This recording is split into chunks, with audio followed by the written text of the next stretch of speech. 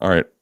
And we are good to go. Man, all right. Special guest today, Roller Pooters. We got Cam Card in the house. What's up, man? What's up? How's it going? Good, man. Thank you so much for coming on such short notice. I don't know. I woke up this morning. I was like, oh man, we need to talk about we need to talk about the skate. We need to talk about Winter Clash. So dude, man, you just got back. Was it a couple days ago from Clash? Let's see. It's Saturday now. Yeah. We got back on. I worked on Monday, so I taught kids to skate on Monday morning. We got back on Sunday, well, Monday morning about 1 a.m. We got to bed at like 3 a.m. Gotcha. And then the class was at 7 a.m. Dang, in the dude. Bronx. Yeah, so it was fun. That's so The cool. How long have you been like teaching and instructing like that? I just recently started, so I've been doing it a few months, and that's with Ray Mendez out here in New York, Oh, sick. with Go Sports. Okay. And what he's doing is amazing. The programs that he's put together, it's an incentive program, so it's actually getting kids to show up to school. You know, like, hey, if you want to come rollerblade in before school, you can. But you know, like they're coming before school. They're coming an hour early, you know, or 2 hours early, Yeah. just to Dude, put that's sick. skates So how on. many like how many kids are you kind of jamming with on that? It depends. Like Yeah. it's different every time. One time we had 20 something kids show up in the morning. Wow. And the average is like 15 to 20, you know, Mhm. that's been the average. But the day that there was 20, the whole fifth grade came up like out of nowhere and they're like, ah, and we don't have that many skates, you know, we only had like maybe 8 more skates left, if that, and then pads. We'd have to part those together and maybe helmets, you know, like sizing wise, it's hard to fit that many kids. But Yeah. and we're Dude, like, that's yeah, wild. not today. Sorry, you know, they're just trying to throw every kid on us, and it's for good reason. You know, it's a lot of fun, and the parents love it. You know, their kids are excited to go to school. They love Coach Cameron. They love Coach Ray. You know, like we're a lot of fun. So Dude, yeah. I that's amazing. I would have killed as a kid to be coached by Cam Card, man. That's that's insane. it's so Um fun. no, that's so cool, man. That's super rad. So Clash, man. So you just got back, a little bit of jet lag, or how you feeling after? Super jet lag. Yeah. Yeah. For some reason, that one's a hard one. It's like a 6 hour difference. Yeah. And when you get there, it's breezy. It's nice and easy. You get there, you end up getting there in the morning, and you had a 6 to 8 hour flight. So you're sleeping the whole flight. You know, it's like Right. that's your nighttime. And really, it's not your nighttime because, well, I mean, it kind of is your nighttime. It's so strange. It's such Yeah. a weird transfer. But then when you get there, it's really easy. You have one day. I think that's my advice is take at least one day before you start getting into skating, Yeah. and then and then yeah, it's easy. You can get right into skating. Your schedule's right on. You know, you're waking up right at the right time. You're falling asleep right time. But on the way back, it's different. It's a whole different story. Yeah. Uh, I need 4 or 5 days to be able to get it back on track. Yeah, man, I'm that's waking up at 4 a.m. and being like, oh my gosh, I guess I'm up. dude. It's You see some of the people that just blast around to like this comp, that comp, all over the world, and like it's kind of an afterthought. A lot of people, at least for me, I'm like, you kind of don't even think about them experiencing that adjustment to their sleep mm, schedule and stuff, and like it's like once you experience that jet lag, it's like holy cow, just like you're saying, like dude, at least one day prior, just to like get your feet under you. yeah. Oh my god, man, And then that's the awesome. other way, it's a couple of days. You know, it's like so it could be different whatever way you're going, Right, and totally. how you handle it. Yeah. So it looked like you guys had a really good time at Clash, man. I was following the whole kind of faction story on the gram here, and it looked like you guys had fun, man. It was cool that like a lot of the team got out there and was able to jam together. So how was Yeah. how was it kind of traveling with the team and just like vibing and that whole experience over there? It was actually my first time. I've Okay. been doing other things lately, and I hadn't planned on going. I am not vaccinated, so they had this whole COVID restrictions on for a while in the Netherlands, Gotcha. and so I ended up booking my ticket on Monday, leaving Tuesday. You know, like Oh I man. that's how early I knew. You know, I packed one little backpack full. The Tuesday that I left and was like, Right. here we go, Winter I Clash, guess we're doing it. 2023, Yeah. and the last one I went to, the same experience happened. That was 2019, and it was amazing. Everything happened. It was smooth both times. This time was great traveling with the team. We ended up meeting them in the airport. Yeah. Yeah, eating with those guys. And the funny part about this is, if every single person on that table besides me was a first timer to Winter Clash. Wow. So here we are in the Netherlands, right? And I'm a second timer, so I'm still kind of like, all right, this is new, this is a big Right. experience. And I'm thinking like, oh, Clark's been here for sure, like he's Sure. OG status. He's done this plenty of times. And we're walking around and find out that I'm the OG, second You're year. it. You're the dude. Yeah. And I'm following these guys around, and I'm like, oh no, like I gotta take over. I gotta show these guys around. I gotta show them. Yeah, I took charge, let them know, like this is what's up. Well, that's cool, man. So so you kind of took the helm then and led the crew around. So it was pretty much, I guess Shredpool or Blade Skillson was not here on this one that I can tell anyway. But No. so it was basically, if I'm not mistaken, it was basically the whole team minus China. Was that right? Yeah. That's cool, Yeah. man. Super rad to see you guys all together, just jamming together. It's super cool. And like that's one thing, man, I love about Faction is when I first learned of the brand, dude, it was like I think I saw Jimmy Sizz. I either saw Jimmy Sizz or Eric Michael first, and then I was like, what is this? What is this company? I looked into it and I saw you, I saw China, I saw, I just kept getting better and better. I'm like, dude, this is insane. Like, so I've been hyped on the brand since day one, and then actually getting trying out the skates, like, dude, it was sold. So how'd you actually get that dynamic like with Clark and Faction? Like where did that sort of start? I mean, Clark and I have known each other for over 20 years now. Mm-hmm. We met at Woodward East. I was going there as a visiting pro since 2001. Mm-hmm. And he was working there when I showed up as a director, as a skate director. And so we met there. I learned about his like standards of skating. They had very high standards back then, and they carried them. It was kind of like this Philly East Coast kind of thing. It was new to me. I was from Utah, and we were kind of we were all just skating.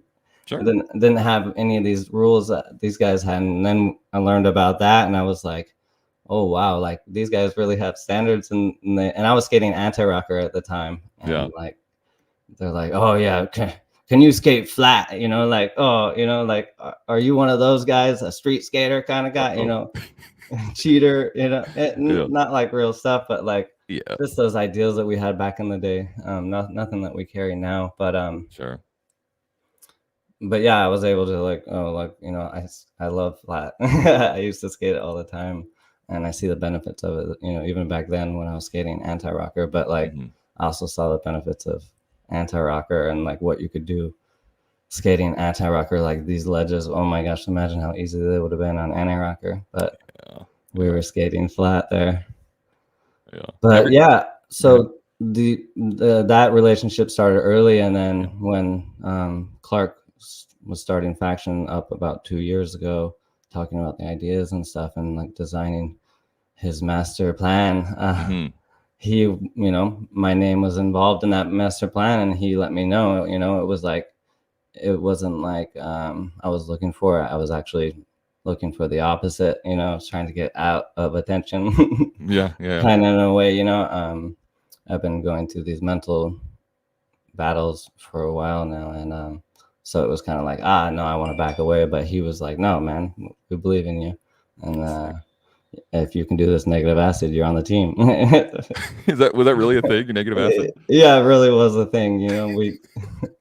We're on his ramp, and he's like, the thing is you have to do negative acid to be able to be on the team on the mini ramp.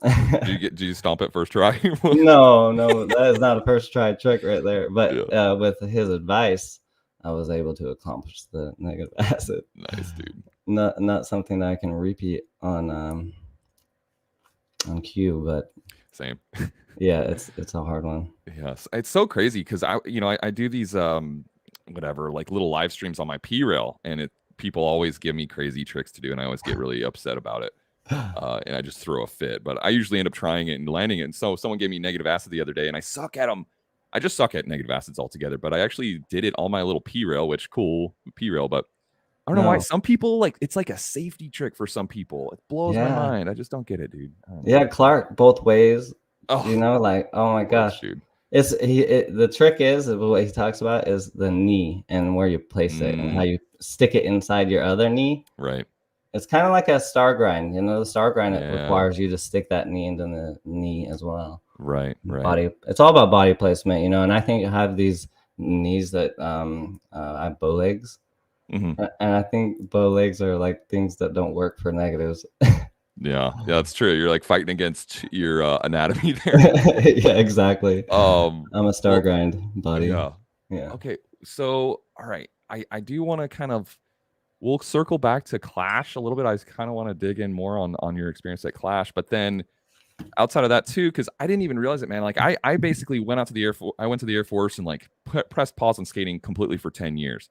So I was like unplugged, had no idea what was going on with the sport. And then I got back in, started, jamming with Jan Welsh a little bit and looked into big wheel blading and saw you like just killing it on big wheels, like speed skating and all kinds of stuff. So did you, I guess, was there like a transition period where, I don't know, what did you just have big wheels on during the whole time, or was there a transition where you're like, no, I'm just going to start skating big wheels more, or what did that look like for that transition, I guess?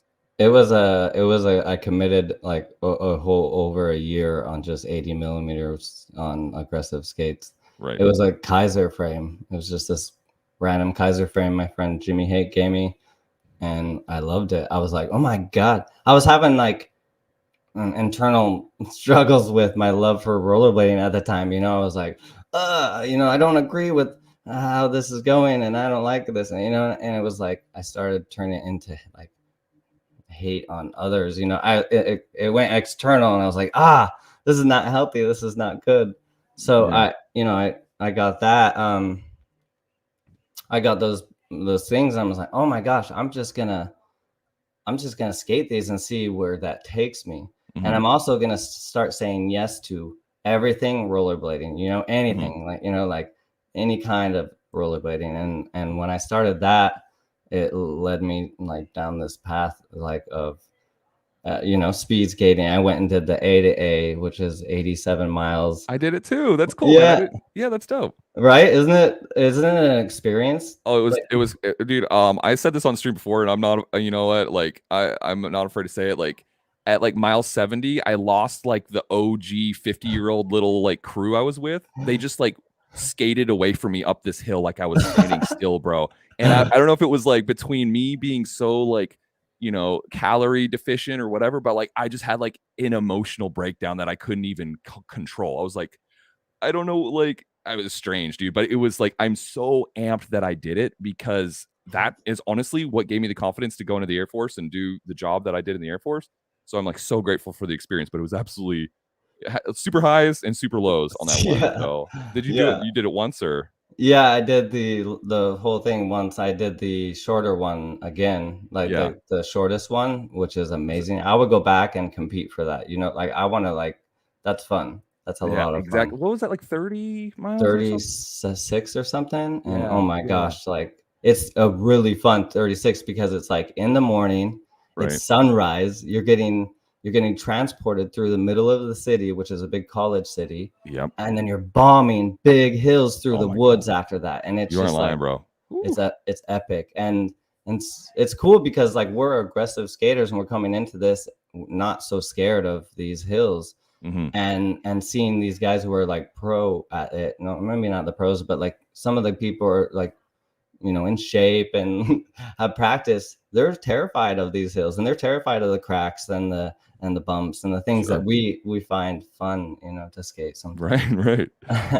So it's an interesting dynamic to be involved. And it was interesting as well because we were very in the public's eye because we were the aggressive bladers, like, like the aggressive guys that we stuck out. Yeah, totally. And if you don't mind me asking, what was your finishing time? I think it was just over 6 hours. I feel like it was 6 hours, 6 hours, 8 minutes or something like that. You were in good shape. We were like 9 hours. We were the last people to show up, and oh, we were dead tired, man. Like at 30 miles in, I went with Jimmy Hake, and 30 miles in, he cramped up and was like, "I'm done," and I'm like, "No, you're not. We're gonna keep going." Yeah, we got 60 more, dude. Yeah, dude, brutal. Yeah, and then I ended up giving up at the end. Like, no, man, we got to get a helicopter. I'm not doing this. Yeah, it's dude, it's I again, like I said, I'm so thankful because it honestly taught me that like, not for the first time, but like skating, like you eat shit and like you learn and you get back up and you get back on the horse and try it again. And to me, that teaches like a huge amount of resilience and like overcoming challenges. But there was just something about, dude, skating almost 90 miles. I just was looking at the bushes. I was like starting to hallucinate, dude. I swear to God, where I was like looking at the bushes, like I'm like, what if I wonder if someone will see me if I just like skate into the bushes and go to sleep and just like lay here until I die. Like I was like actually contemplating some of these things. But, and you were alone. You went alone? I actually went with my buddy Mike McCarthy, who I think we both entered the 89 miler. But he like slipped out on one of the hills and had like some nasty road rash. And so he wasn't able to complete it. Yeah. So and that's the thing. We weren't actually skating together anyway, because I knew like I had been training for this and I did want to be like pretty competitive. And I knew like he and I we weren't going to be able to stay together the whole time. And so we knew that from the get-go. So it was like, okay, cool. We'll find our own little echelon groups or whatever, and we'll just stick with them. And then and it was good, man. So stick with them until they ditch you. Oh yeah, exactly. Well, I was like, I was so devastated because these dudes were like OGs the whole time. They were just talking about like, oh yeah, you remember 10 years ago when John took a leak in that bush right there, and they were just like BSing the whole time. I'm like, okay, I found my crew. Like I was by far and away the youngest guy. They were all probably 50-year-old dudes, and they had been doing this for 100 years. And I was like, cool, I'm just going to wheel suck. I'm just going to draft off these guys until we're done. And so like, they just walked away from me on that one of those hills. And like, dude, like some of those hill climbs are burly, burly. And so it was like the most devastating thing, just watching them get smaller and smaller up this hill. And I know that there's no one behind me for miles and miles. And so I'm like, this sensation of just aloneness was brutal for me at the time anyway. So yeah, my first experience with the group leaving me was it was in the very beginning, because I was very ambitious and was like, oh, I'm gonna keep up with these guys, they're going to, I can keep that speed. And I had experience with a friend who taught me, like, stay with a group of at least 8 people, like you're gonna trade spots, you're gonna be up in the front, you're gonna pull for a little bit, you sit in the back and you can be able to rest a little bit, and even though resting in the back for me is not resting, I'm still pushing really hard at this point, because we had only trained 100 miles total the whole year before we did 100 miles in a day. So we weren't in good shape. But so this group I was with, I'm like traveling with them, and I had like just needed to adjust my fanny pack a little bit, or maybe I put my water bottle in, and I just one step behind them, and then we drop into like a hill bomb. And you'd be surprised how quick 8 people go versus one person at the top of a hill. Even if I was only 4 feet behind them, they picked up speed, and I pushed as hard as I possibly could, and I could not catch up to them. And they weren't pushing at all. Yeah, there we go. I'm crawling up. Was that the A2A right there? Yeah, I'm crawling up one of the steep hills at 888. Yes, bro. People don't understand this. I don't understand how brutal this is. It's so brutal. We got introduced to salt pills because of cramping. We got introduced to the last stop where you almost give up, like, where they serve steaks dinners for you if you want. But yeah, it was fun. Like that. Those are the frames that I did that whole year on the 80mm Kaisers, and it opened up so many things. Like at the end of this line, like walking on rails. I love that movement on skates. It's like one of my favorites. to do like a Oh, yeah, natural parkour type run, like dun dun dun dun dun. I don't know why my brain always goes to Charles Dunkel when I see that. I think from like Razor's Closer or something. I Okay. always think like my buddy Mike and I always call it like the Dunkel walk or something. But dude, yeah, you kill it. Yeah, I love it. I missed it, and that's that guy Eric Cran. He's an Olympic medal holder or he has records in Mexico for speed skating. Right So here. yeah, that guy, Yeah, and he's the one who he opened up my mind to like everything new about skating. He had been running a city skate in Salt Lake City, where I was from, for 20 years before I found out about it. I'd been rollerblading that whole time. I didn't know that you could go with a group of skaters through the city every Friday night. Nice. And this guy had a skate shop out there, and this is him teaching my son, how to skate. We're ice skating with him and his wife. They got married in Vegas with their skates on at the Elvis thing. That's awesome. But yeah, they do events all the time. This is me skating with Bill Stoppard in Canada, just because he was online. He was a YouTuber, and I was like, man, I really got to skate with this guy. His energy, it's so fun, Yeah. And so we went and skated with him, and it was a blast. Like, so much fun skating through Toronto with him. There's something really interesting. Like when I was in A28 like this right here, just like basically taking over the streets with a group of skaters. There's some strange feeling, like especially at A2A where it was like you said, the sunrise and this and that. It's almost like an eerie but cool feeling of like seeing skaters just blasting through every road, everywhere you look, dude. And that's in Boston. And when I found out about city skates, I started, any city I went to, I started looking up to see if they have them, and they do. Every major city has them. Oh, dope, dude. So if you go to any, like you go to Boston, you can go to New York. New York is the biggest one. It's so big that they're ginormous. They have to have a team to do it. Right. If they don't have volunteers that are at least 10 people deep, maybe more, that are like hard-working individuals to run this many people, they're doing like 250 skaters through New York City. Wow, dude. And yeah, that's not just like a meetup. Like that's a logistical endeavor. Yeah, the people might be dying on that one, like really leaving them in bushes. We don't know. Exactly. Jimmy says in the chat, what's up, Jimmy? Jimmy says Cam taught me to downhill skate. Yeah. Jimmy spent some time at Woodward and my house. Like he's lived in my bus before. He was one of the first people. Him and Eric Michael. You guys have the coolest team, man. I swear. We've had a lot of fun, and it's a good circle. We're very we're good with each other.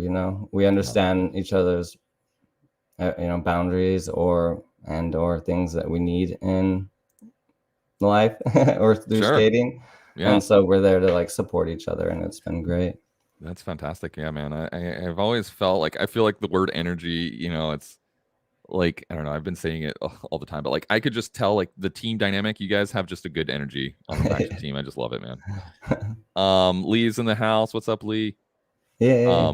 So cool, man. All right, let's bring it back to Clash. Thank you for going through all that. Anything else you want to talk about as far as big wheel stuff? I mean, we're gonna get into your skate here in a little bit, but I think we basically hit everything on that for now. Yeah, at the beginning, I mean, shout out to Nick Swan. He was like one of the early influencers. Nicholas Swan. He's very popular now. But I mean, when I was skating those 80 millimeters, Nick was still aggressive skating, and now he's just starting again, which is cool to see. But his skating is just unreal, and his mind is just so fun to be there to skate with him and stuff. So like a lot of influence from him, and he was very supportive at that time, because it was after my head injury. And so yeah, it was good to have people like him. Yeah, it's important to have people like that, especially at times like those. Clark's in the chat. What's up, Clark? Cam taught me there is no switch. The guy who can do negative switch acids. I know, we were just talking about that, Clark. Here, negative acid both ways when I can barely do it one way. Exactly. Okay, cool. So let's bring it back to Clash, dude. So this was your second Winter Clash. I know it's just an outrageous event. We've talked Austin. I know Austin was there and everything, but man, is it just as outrageous? Is it just what was the energy like at Winter Clash overall, man? How was just the overall experience for you? Oh, so I mean, you want to hear my first year versus my second year? You want Sure, to, yeah, man, for send it. Yeah, sure. let's get the before and after kind of the whole Yeah. thing. So my first year was insane. Mhm, I think the count of people there that year was like almost up to 2,000 people. mhm. Jeez. Um, and I ended up not even being able to be at the finals because of just I'm not good at that kind of environment. I get overwhelmed, That's like a I'm lot, like, yeah. oh my gosh, I can't find a place to see the event, because I Yeah. don't want to push through these people. I don't want to Yeah. get in the way. Um and so I ended up going like to our hotel to watch the live stream, Mhm. and ended up falling asleep during the final event. Oh, yeah. Waking up to the last trick and being like, oh my gosh, we just missed this whole event. Right. Let's walk back to the event center and hang out. So Yeah. that's what we did. We went and hung out, and it was fun. Um, and the thing that I love about this event the most, that because one, I'm overwhelmed by lots of people, so that's not the event for me. Same. Two, I don't love the best trick format. So like, if Winter Clash would have kept going as Winter Clash, was, Mhm. I think I probably wouldn't be so interested in being there. But Gotcha. Winter Clash is evolving. Winter Clash is like the head of evolving. Right. Like they're doing things like these. I put some notes down, like the full circle with CJ Wilsmore. I didn't get to see that because it was so popular. They packed the room and you got the door and the door couldn't even shut. But like, Mhm. also the panel, the future of blading media, like that event was really cool, talking to these guys who have all this experience on media, and then hearing what they have to say about the future Mhm. and what's needed and stuff. And then the roundtable makers, event makers unite. Like that was an idea that I had for the event. What year is it? We wanted Mhm. to have it be like, oh, anyone who puts on events locally should come meet here every year and talk about what their successes are, what their failures are, what they're doing that is working, and that's what they had there. They did it, and it was amazing. It was really cool. They had people from the Feist there, like Mhm. people that have been organizing the Feist. So that kind of stuff is like the kind of stuff that gets me, fired up. And I'm sitting in those rooms, like getting all this information, downloading all this information, and being like, oh, like what can I do? What can I do? Yeah. Um, but yeah, so my first year that was tough. My second year, there's actually less people because the event center changed a little bit. Mhm. They redid the skate park. They put the stands in. They built the stands. Right. It was really cool, and pretty much changed the whole skate park. If you look at videos now, people are there. The skate park looks way different. Yeah. It's Yeah. not that whole wall with a rainbow rail on it and stuff. There's actually stuff skatable underneath it that we didn't see. So they did a really good job, and that event is just adapting every year. I love that when COVID came and they couldn't have an event, they did something, to cover for it. Right. And that was a really cool event as well, that everyone could participate in. So yeah, I don't know, that was off a little bit topic, and I didn't really follow the No, dude, you're good, thereafter, man. but This is just wherever we want to take it, man. It's free form. So, yeah. um, yeah, cool. So, so the best trick contest, I guess. I want to dig in a little bit on that. So the sort of like the one big best trick sort of turns you off a little bit, yeah. Yeah. I mean, So yeah, talk about your theory or your mentality behind that. Like, why does it turn you off, and like what do you prefer outside of that or besides that? yeah, I don't know. I guess I've been really not. I think I was there, when it switched. It Yeah. was like we were doing 60-second runs, which now, oh my God, seems unfathomable. Yeah. Like, are they doing that at Feist, or are they doing 30 seconds? Ooh, I don't remember. I'm not sure. Because Shout out in 60 the chat. Shout out in seconds, the chat if you know. yeah, what are they doing at Feist? Because 60 seconds, man, I think about that now and I'm like, who would do 60 seconds, and who could handle it, as a pro? Right. Yeah. Anyways, so and then it went, and that was cool. It was very methodical. I love that. I love that you had to like go and warm up, and you had to like really think it out. Even though this year I heard some people talking about how I can't remember the guy's name who won. I'm so bad at names. Julian Cadeau. Jillian. Yeah, So they were talking about him and his thing and how he was silent and looking around and trying to find spots. So it is very methodical too. I'm not taking that away from it, but Sure. like the lines, like people like the Australian, what's that Australian CJ? guy? CJ? No, he's not skating anymore, but back in the day, he was a very good Oh. line skater, ASA skater. Shout in the chat. We're gonna ask the audience again. This is is all I do, Cam. I'm just like, if I don't know something, like someone in the chat does. We have 55 people. Someone knows the Australian skater that strung together. Blake Dennis. Blake Dennis. There we go. There we go. So like people like Blake Dennis were winning, you know, contests because his lines were just so good. Right. And then the best trick format came in, and it was like, oh my God, now we're just watching people hurt themselves. Yeah. You know, and now we're just watching people chuck their bodies, and it just kind of got old for me. It was fun. It was kind of fun at first because they introduced it as like a second event. Mm-hmm. It wasn't the main attraction until it became the main attraction. And then I was like, okay, I'm retired from events. I'm not doing events anymore. Well, speaking of hucking bodies and getting hurt, I actually revisited your your Royale. I was laying in bed this morning. I think that might have been what inspired this or something. But I was watching. Oh yeah, I have YouTube Premium. I promise. It's the wrong account right now. But just going back through watching this, man. So it sounds like you're skating. I mean, because I don't know. I don't want to oversimplify this, but like you have done like some of the craziest disasters, like obviously including this absolutely absurd disaster Royale here. And I love the whole story behind it too.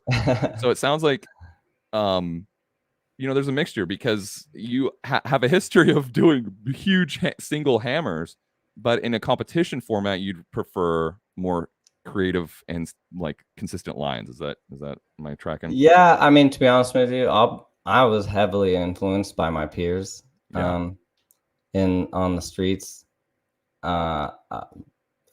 I do it again? No, I wouldn't say I wouldn't do it again. You know, I've learned so much from it, and I am who I am because of it. Sure. Would I tell everyone else to do it? I don't think so. Yeah. You know what I mean? Yeah. I think maybe we can all just learn. That spot is actually getting torn out right now. Oh, like good. So no one can ever best you on it. No one can go back. No. The skiers and the snowboarders were the only ones who were ever going to do it anyways. So no one was going to bonkers, guys. Yeah, no one was going to do that. But I'm trying to get the Utah skate scene to go like get the rail and maybe like build a DIY spot, you know, like. Oh, dude, that'd be so sick. It's almost like just like keeping the history of the rail alive. Oh man, that's so cool. Jeff Downless has it at his house park. Yeah. He has a kink rail that they used to skate in Boston all the time or up in that area. Right. And it's epic. I think that's the coolest idea ever. Yeah, no, that's so cool. I remember hearing that a while back. That he that was like, basically a part of history. This shot right here. I'm sorry. I'm just gonna pause it for a second because this lives in my head just rent free, dude. Oops, I meant to hit the other one. The magnitude of this. I don't want to go off on the whole tangent here on this and like ultra fanboy, but dude, I've watched this so many times, dude. This angle to me just shows the absolute insanity of this trick, man. Huge, dude. It's funny because I mean, if you look at it from this angle, it's actually doing exactly what I had to do in my mind to say that I could do it. And if you look at it, it's like this from the top of the rail to where my feet are right there, like the top of the stairs. Look how small that area is. Like, right. It's really small. Yeah, totally. And that's what my mind had to do. I had to shrink it and say, okay, that rail is actually right there. Like I'm not dropping too much if I hit the top of the rail. Right. And I'm only jumping out, so much. I only have to go like 12 miles an hour to get there. Yeah.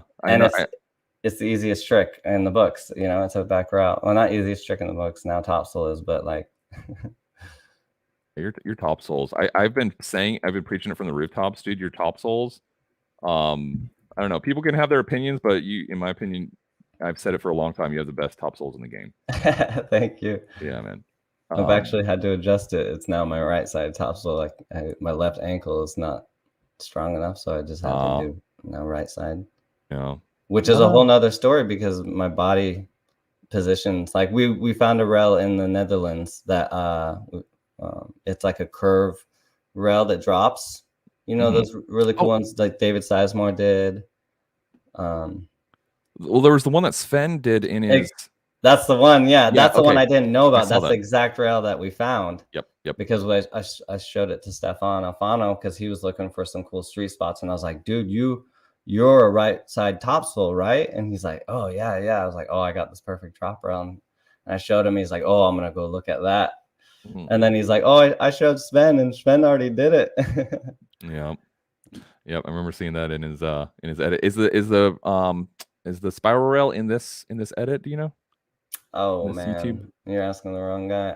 I have a short-term, long-term memory that doesn't. Oh yeah, no worries. Maybe I remember seeing it. I just can't remember which like reel or post it was in, but maybe it's in this one. I love this place. This place is so fun. Like just walking around the town, the city is. Everything's very pretty. They don't mind you skating. Like I never got kicked out once. I remember the first year I went there, I skated in front of a hotel. They had like a rainbow rail, or rainbow sign that was made out of granite. Really good, awesome. Like you could roll it, grind it. And they were just totally cool with it. Yeah, I mean, no one said anything, so it's like, I guess they are. This place is right by our hotel. There's sessions at it all the time. This guy did true topsole almost all the way down it.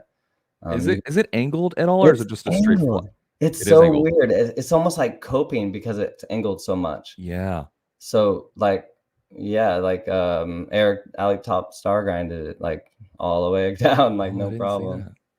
It's a pretty good drop. My buddy Sam Brownlee, I think if he's still in the chat, shout out Sam. He actually in the faction edit, he was talking to you about your skate. He's my buddy, so we were fanboying. But so he was saying this is actually a pretty healthy drop on the other side if you happen to fall. Yeah, it's not safe at all. Yeah.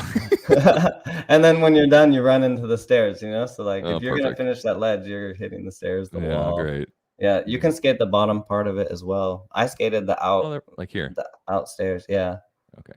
Yeah, that one's fun. Yeah, except that goes into that bike lane underneath the bridge, which those bikers, there's so many and they're resilient. They go, you know. I got bumped up a few times with high speed bikers, you know. They're just because the sidewalks look like I mean their paths look like the sidewalks, and the sidewalks look like you know, it's like cobblestone. You're like, oh, I want to be on the smooth or the cobblestone, and it's like, no, you better be on the cobblestone because you're gonna get hit by the bikers. Got you. No, it looks like a playground. I mean, I just love watching all the videos on Instagram, just living vicariously through you guys. But it looked like a good time, dude. So Sam was saying too how, you know, you're there in Eindhoven and it's like everywhere you turn there's just skaters here, skaters. It's like the whole place just gets taken over. Yeah, and then people start asking you like, what's going on, you know, what are you doing? Like we were walking around town and we were there was like big crowds walking against us, and we're the only ones walking away from where we were walking from, and we were just walking, you know, anywhere, and we're like, man, we should be walking with the crowds. And I stopped like a family. I was like, what's going on? And they're like, oh, football. So, you know, they're in the football out there, and that stadium out there holds like 36,000 people. So yeah, I mean, it's a moving town, and when they see you know, 750 rollerbladers come into town and start taking over, they notice it. Yeah. That's so cool, man. Yeah, we're like, yeah, Area 51. They're like, oh yeah. That alley top star by Eric here. I didn't see that before, man. That was clean. That looked really good. Yeah, and you notice he doesn't come off the end, but it's actually smarter because you come off the end, it's more troubling time. With the stairs, you're saying when you run into the stairs, yeah, exactly. Gives you a little more time to negotiate those. Yeah. It's funny what I've become as I've gotten older. I've like started making new rules, like Hmm. of letting go, like new Yep. rules of letting go of the old rules. Like, no, actually, this is safer, so no, it's okay. You can do that. Yep. You can come off earlier because it's safer, and like it's funny. Yeah. How old are you now? 40. I'll be 40. 41 in May. Yeah, yeah, yeah. I definitely see a gravitate. I'm right there with you. I'm 33. I say only. I'm 33, but I'm like, okay, I'm prioritizing not getting injured over like dropping, lacing this hammer. Not that I do hammers, but you know what I mean? It's like you, Like you think differently. technical hammers for sure. I would Yeah. say, yeah, yeah. So it's a different mindset, but still fun. It's hmm super fun for See, sure. I think about it like this, like, I kind of tricked everyone. I did all these like things that you guys thought were so hard or whatever, oh, you jumped so far to this rail and stuff. But like I did a Royale and it took me 4 tries, Sure. like Yeah. sure, 4 tries on that, it hurt a lot, right? But there's other people that are trying like hundreds and hundreds of times, on their sections, and that's for every trick. You do my part, and it's like I'm sometimes getting these things first try, sometimes second try. You know, 4 times is a lot. That's a lot of Yeah. times to try for a hammer. So it's like I was actually doing the easier version. Yeah. It's It just took a little bit of mental battle to be like let go of that idea that, oh man, I could die on this. right, dude. And you're saying because Billy was like you said, we're like dry heaving from just the nerves and Mhm. the mental battle is 90% of the battle. Yeah, and even just like the pressure of your peers being there, because at the end he was like, "Hey guys, is it okay?" Like he asked if Right. it's okay if that hour we spent there, him attempting to try it, was enough. And yeah, of course, like as a peer, please don't put yourself in Yeah, can harm, you imagine? Everyone's like, "No, we're not leaving until you do it." You're or like, someone else here does it. someone. Cameron, You you're just the one get who some gave it random to person him. off the street and give them some skates. That's the Um, story. Yeah. oh man. Okay. So, man, if you're cool with it, we can start talking about your skates here, man. Yeah, for So, sure. um, I want to say first off that I'm like an aggressive grinder blader. So like the 165 mount stuff, like the chat, everyone in the chat had to like basically force me to understand what's going on here. But so I want to just start off. So this is now a raised heel boot. And again, if I Mhm. ask something that you can't answer because of whatever reason, just tell me to f off. But I'll take the fifth. yeah, exactly. But so Take that. now this is modified from the original faction to now be a raised heel boot that fits 165 mount frames. Am I right so far? Yep. Yep. Okay, There, so there's actually going to be more mounting holes, so they'll fit a bigger size frame as well. like a longer. I'm not like that well Yeah, versed. exactly. I can't give you the numbers, but I know that there's going to be Ah, more than just the 165 mount okay, when sick, it's like this. Yes. So like sick. you'll be able to put on the biggest size frame, like the 125s, Mhm. the three 125s. Yeah. So it makes sense. You have like a strong history in big wheeling. So your pro skate here, 165 mount. I mean, I'd ask like what was the inspiration for the 165 mount, but I think it's pretty clear just because you love big wheeling and have a history in it. Yeah, and nowadays I'm doing it 6 out of 7 days a week, and I'm Right. aggressive skating maybe once or twice a week. So yeah, you can see where it goes. It becomes important for me to have something like that around. And like when he asked me, you want to pro skate? What is it going to look like? I was like, Clark, can you do it? But I want a hill raise. I Hmm. love that forward feeling. Where you're like, here I go. You're always like Right. in the go position, Yeah. bombing hills, and just like that's my favorite thing. It's almost like a meditative thing for me now that I've gotten older, to go out and skate, and the A to A and all that stuff, like Hmm. marathons. Those are fun, to be able to just push through that and breathe and keep in good shape. Like I feel really good for being 40, and I'm not even pushing myself as much as I feel like I could and should. Um, and I think that's kept me young. Absolutely. So Absolutely. So I think that's the motivation behind that, the heel raise. Yeah, so that checks out. It has the endless frames on here. Is that anything specific, or is that just kind of a placeholder? What is that? Oh no, we partnered up. So Clark is working with any of the pro boots. We're trying to get like what we skate on it. You know, like even if it's not anything to do with me, you know, they're contacting the companies that we like and ride, you know, personally, and saying we want to partner up and put this on their pro model. And that's what we have here is Endless partnering up with Faction. Gotcha. And yeah. They look sharp, man. They look really sharp. KB in the chat asks, is there going to be a stiffer cuff? The V1 cuff seems too unsupportive for tall frames. Okay, so this is a sample right now. Right now it looks like it has the same cuff on it, but we're going to be doing some testing on it and seeing how that feels, right? Because we've never even, I haven't put this on my foot yet. This is a 9.5, so I couldn't do any testing yet. But what size are you? You're smaller than that, right? Yeah, I'm a 7. So right now I'm the smallest boot that Faction has. Got it. Besides the Shredpool skate that's coming out, which they'll have size 4s, which is great. Oh, I didn't know that. Okay. Yeah, they're expanding the line, obviously, because the kids want the Shredpools. Let's go. Yeah, that didn't actually occur to me. I was like, okay, yeah, no, that makes sense. Yeah, he does birthday parties, so like, I didn't know that. Yeah, that's so sick, man. That's so cool. That makes perfect sense. Yeah, I mean, well, his market is different than anybody else's on the team. You know, you look at it, and it's like he has fans from the Comic-Con. You know, like people that don't even skate think he's cool. So I love it. Sean Michelson asks, will they be coming with a pro second regime wheel? Well, mixed with a denial as well. There you go. Yeah, I'm in denial. Yeah. Yeah, exactly. So the raised heel, and it's adaptable to UFS. Yes. Yeah. So we didn't want to completely cut out the aggressive side. Obviously, you know, that's my roots. Right. So, you know, that's another thing that was like, hey, you know, Clark, can we do this? You know, I don't know of anyone else that's doing it, but can we, you know, like, right.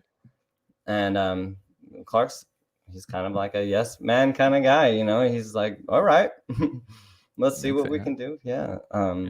So here we are. This is, again, just the testing phases. So we're going to go from there and see. Sorry, I'm trying to do a side-by-side comparison here because I just noticed something that I wanted to. Maybe it's just the lighting, actually. I thought I saw one where there was a gray cuff and then a black cuff. No, I might just be imagining that. Yeah, so it's just, is it black, right? The lighting is? Yeah, it's black, I'm pretty sure. Okay, cool. Yeah, I just wanted to make sure I wasn't seeing something. And so it has the little adapter, and then, sorry if I cut you off. So this was what was I know was confusing. We were on live stream all trying to brainstorm of what was going on because we saw the China wheels on there, and we're like, oh, is it China's pro model? And then came out that it was yours, and super amped, man, because like I think it was Otavio in the chat Otavio, long overdue, man. Congrats on the pro skate, and I think that sentiment is shared by the whole community. So congrats on that, man. Thank you. Thank you so much. Yeah. So what was the inspiration for the actual colorway? Anything other than just I like the colors, or? No, I mean, I really like the color. He gave me a few. This was the one I asked for, and then he gave me like a bunch of others, and he's like, hey, you know, what about these colors? What do you think? And I've just been drawn to this color. It's like this. It's deep for me. It's this blue. When I grew up, I was like, we had we were football fans in my family, and we liked a team that was the red color, and the other team, our rivals, were blue. Brigham Young University, that's our rivals. University of Utah was our fan. You know, we're fans of, and so I grew up to hate blue, but then later in my life, when I was like, oh man, I gotta be myself. You know, I actually love blue. I hate red. So I've just been drawn to blue, and here we are with this Yeah, man. beautiful. It's like a sea green. I don't know. Like I like it. Turquoise. I'm not just saying this because I've been your fan for a long time and you're on my live stream right now, which I'm super amped about. But like this is literally my favorite color, like a sea foamish, sort of like turquoisey, minty green-ish Yeah. blue. Like that's literally one of my favorite colors. If that is my favorite color actually. So I'm juiced. I'm juiced on them, dude. Do you also like mint chocolate chip ice cream? I do. Yeah, I do. Yeah, I love it. It's my favorite. You're a I mean, fan? I don't eat milk anymore, but if they had like a vegan version with Yeah. not so much sugar, I would probably eat it. Yeah, I'm a mix between coffee flavored ice cream and mint chocolate chips. So. You're a coffee addict.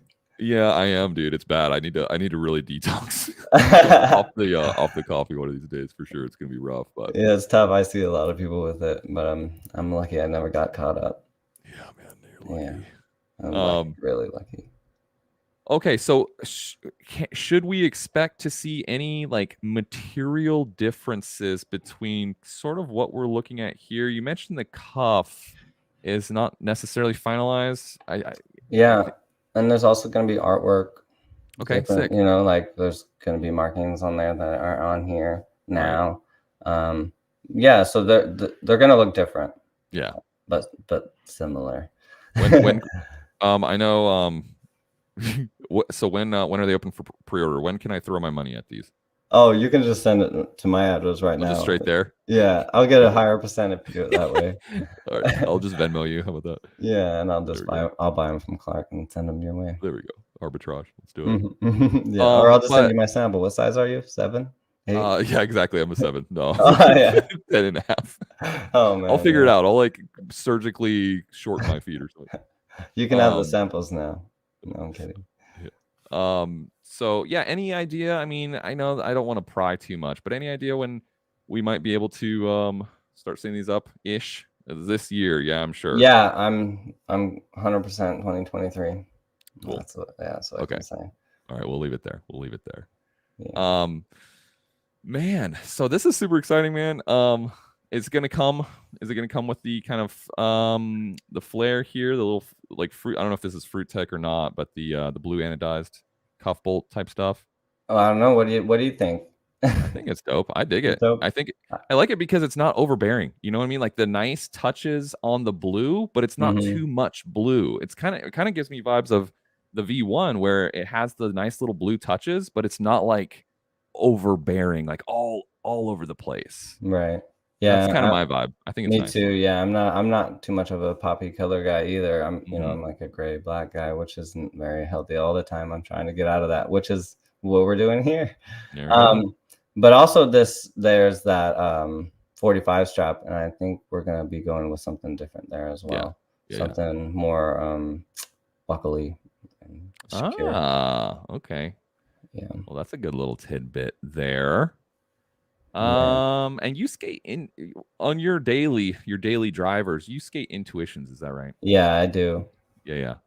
Gotcha. That'd be so interesting. Has there been any discussion? I mean, this might be way off, but has there been any discussions about like, your Pro Boot coming with Intuitions? No, it's gonna come with the Faction. I got you. The Faction liner. It's a really nice liner. It is. A lot of people like the Faction liner. I'm just a real big fan of the Intuitions. Oh yeah, same. And I've been saying this because I've been skating these are my favorite skates, but I've been saying it from day one that there's a lot of liners that come in skates from factory that are kind of just place savers that are sort of just like throwaway liners. Yep. That they just fill the void until you can put your Intuitions or some other liners you like. But these are not those liners, man. Wow. They look good. They look like they're wearing in nice and everything. They're fantastic. I mean, and Austin has said the same thing where like these in my opinion are probably the nicest liners, like stock, company liners that I've ever personally had. I mean, so for whatever that's worth, but nice liners. And it's continuing, and I think they're getting a little bit better, with the shred pulls, and then with mine, they're going to be a little bit better as well. Yeah. Yeah. Every skate, it's just going to be that much cooler. That's what's cool, and that's what I've been saying for a little while now. Is like, the company's still very new, still kind of in its infancy, and like coming out so strong and just iterating and improving so quickly and being so nimble, and Clark being so receptive and responsive to his riders and the team. Like the whole dynamic is super rad, man. I'm super amped for it. Yeah, no, and being involved with it, and also being involved with, stuff back 20 years ago. Yeah. Wow, like this is a breath of fresh air. Yeah. Like there's like real contracts, like we're getting real royalties for sales, and like things that are actually being followed through with. And Clark is he's a professional that has a vision, and it's beautiful because I've never really looked at Clark like that. I've looked at Clark as Clark, just like as a skater kind of friend, and like he's just proving day in and day out that his vision is like it's been well thought out. Yeah. And he's and I can't be happier to be part of it. Like at first when he first asked me, I was like, no, I don't know about that. I don't deserve something like this. Like I'm not skating as good as I used to. Like. So it was, yeah. I mean, I'm just glad it all worked out. I'm glad I locked that negative acid. So happy. There you go. It comes back to the negative acid. Every That's time. so cool. Someone was saying that actually for Icon, it just gives me a little bit of someone was saying that for Icon, Montre would like, if you can beat me in a game of Blade, then you can be on the Icon team. But it was like only half joking or something like. No one's gonna make it. Exactly. You know what's funny? Because Haffy was doing that big Game of Blade series on YouTube, and I wasn't sure that he won any of his games of Blade because I was like, dude, does he just lose every single one? But I guess he actually beat Montre. I need to revisit that one. I've seen it, but he played Richie Eisler. Like, come on, you're not gonna beat Richie Eisler at Blade. Yeah, we actually beat him. We watched Roman Abrat and CJ Wellsmore play on that box. There's a YouTube video of them playing on a P box, and it just gets so rowdy. But it's so fun. And we were talking about that. We're like, man, we need to like normalize high level skaters playing like goofy little fun games of Blade on like P boxes and stuff. Yeah. And, like I think that would be just like because like there's I don't follow skateboarding very closely, but like there's the barracks where they play games of skate and there's like 1,000 people watching and it just gets so hype and they're just like on flat ground doing flip tricks and stuff. Yeah. And so like if we had our pros on like P boxes just like kind of playing games of Blade, and like I just think it would be so hype, dude. I don't know. Maybe I'm just overblowing it, but did you ever see the one during COVID that happened? It was like that live stream. It was a contest and they kept on, you like had to win to get to the next round.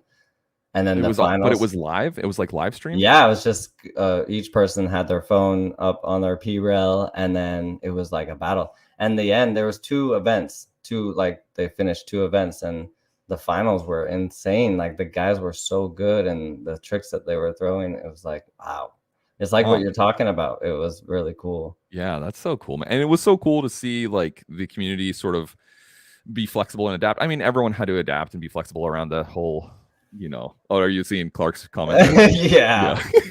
It's time to re-up, bro. You could tell with my facial expression. Yeah. I saw you.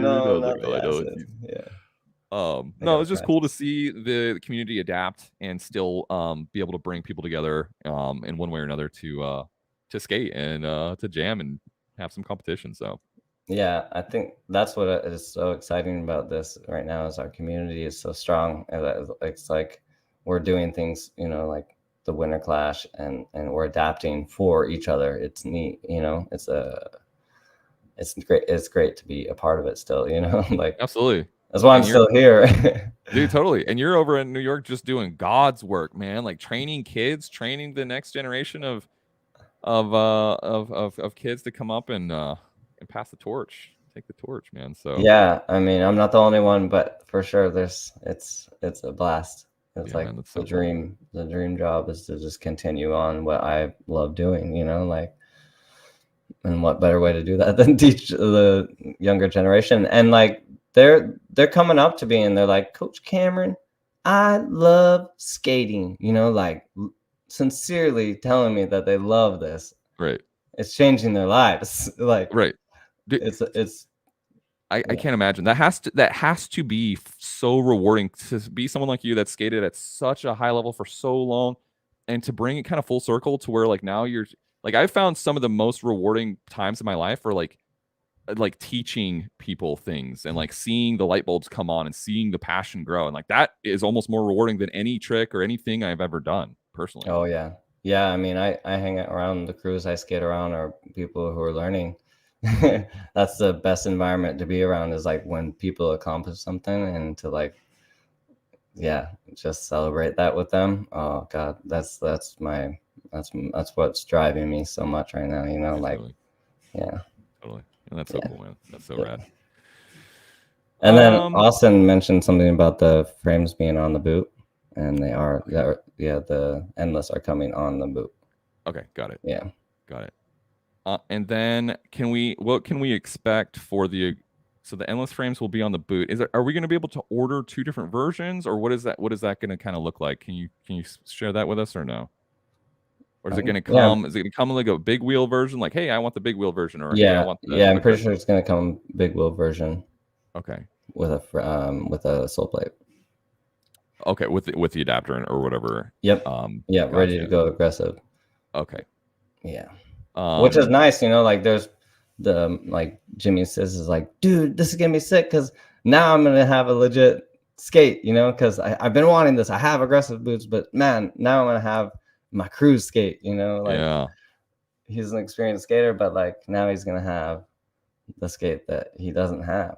And Right. yeah, I love that. And it's just expanding factions, you know, repertoire, you know, like here we go. We already have an awesome aggressive boot. It's great, you know. Now we're moving into the other realm of it with this third boot.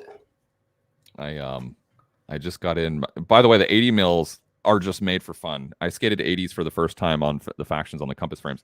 But Clark, I just wanted to let you know I got the sole plates. So thank you. Are they nice? I love the black. Dude, they're so sick. Yeah, the black looks so cool too, man. It's gonna be murdered out, and I love it. But yeah, 80 mils, dude. I love skated the Compass 80s on the faction boot, and it's just a ball of fun, man. It's just so much fun. It held up nice because I haven't even done that. I haven't rode any big wheels on any of the like the V1. Yeah. It definitely like I had to like really crank down the laces to get a little bit extra support. Mm-hmm. But it was still fun. Like that's the thing. I was doing like gaps and stuff, dude. I was like jumping off all kinds of shit. And so at the end of it, I was like, well, I'd like a little bit more support, which I would. But if you're just blasting around, honestly, and just doing like wizardy stuff and just like in my opinion, it wasn't even like it would be fine. But like Yeah. I do dumb shit, you know what I mean? Like I'm jumping off and on stuff, and requires a little bit more support. But yeah, no, it was a blast. My rule nowadays is like I don't jump off anything that's over head high. Like Yeah. And even that, like head high, that's like my hammer. You're like, okay, you know, like I'll jump off that, but maybe I'll put my hand down to make it a little bit softer landing. Right. Yep. Dude, same. I'm like, I just avoid drops at all. I don't even like try to jump off stuff and like look cool. I like climb down, even if it's like waist high, dude. I will climb down like an old man off a ladder. That's funny. It's all good. But well, cool, man. I'm gonna open it up to the chat if that's okay with you, Cam. And if anyone has any questions, we'll squeeze in a couple of questions if you guys have some. But if not, that's cool too. So we'll look for those if you have any. But dude, any tricks that you're working on right now? I'm gonna bring it back to aggressive just because that's basically all I know for the most part. But any tricks that you're sort of hyped on or that you're working on or anything like that? Yeah, I've been working on like landing in the unity position, like rolling away in unity position, and then I've also been like exploring just like landing differently a lot, you know, like landing in the Soyal and the Mistrial, you know. Colin Martin did a lot of it early, like way back a couple of years ago, 5 years ago now or something. And yeah, I'm just kind of messing around with little stuff like that. rolly grinds too, you know, like the torque with the heel roll is really fun. Obviously the wheelbarrows are a lot of fun. And just like I feel like I have to go and on a mini ramp and do things that feel super weird. Like if I start doing my old stuff and I'm like, oh, I do top acid, switch top acid, zero top acid, full cab top acid. It's like, it's so mundane that I feel like I've done it so much that I'm like, it's not so fun anymore. And I'm like, I just want to make up new stuff that I've never done before. And that requires being like weird sometimes, you know, like totally goofy, even, you know, maybe bring some absolutely. juggling balls and juggle while I'm doing a soul grind, you know, like, and also I have a theory on skating that like maybe just doing the tricks that you know you can do all the time, and then on those hype moments, those other tricks come because they're natural. It's just like, oh, absolutely.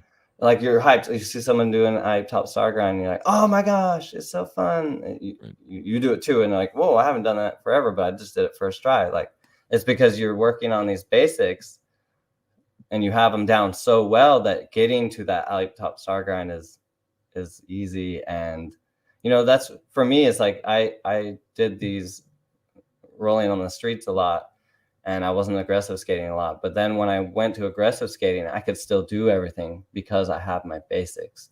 But if I stop skating altogether and I start aggressive skating, I feel foreign. I feel so weird. Like just getting to the trick is weird, right? Yeah. So it's like for me, just the fundamentals. If I keep the fundamentals, the rolling, you know, the backside stalls, the carving, all that stuff, then all the other stuff just comes because it just flows. Right. Yeah. That's and I'm not getting hurt, so I'm not having to take breaks ever. You know, on a session I fall like very little. Yeah. Because I'm doing things that I know I can do, and yeah. There's definitely something to be said about I guess longevity or like duration, you know, where some of these guys like Julian Cadeau, where he takes these huge slams, and I'm like, man, how do you? I don't know. I just see it where it's like, cool. If I fall on here and it goes the wrong way, I'm out for 2-3 weeks, and I'm not having any fun while I'm not skating. So right, I'm actually depressed. You know, like I don't want great, that. Cool. Was that really worth me doing that? You know, for 3 weeks? Well, I don't. Probably not. But well, cool, man. I think it doesn't look like we have any questions. Anything else you wanted to touch on before we dip out, dude? Maybe just let everyone know to make sure to always check up on yourself, make sure your mental health is stable, and always get out and rollerblade if you can, because it helps, you know, like getting outside, breathing, even if you feel bad or inside and you're sad, just like if you can strap those skates on and go outside, and even if it's not aggressive, just going down your front driveway or something, it will get you further than sitting inside. No I think that's important, so I just want to mention that.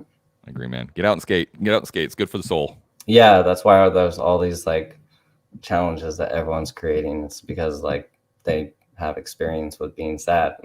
Exactly. and they're like, hey, don't do it. Like, look, this is the answer, let's keep doing it. So yeah, building a community around that. Perfect. I love it, man. Yeah, cool.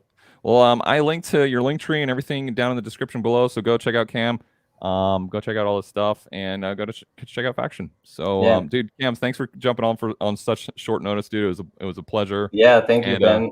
Dude, of course, congrats again on the pro skate, and can't wait to see it in person, dude. For sure. Same. All right, brother, have a good one. You too. Right. See you, everyone.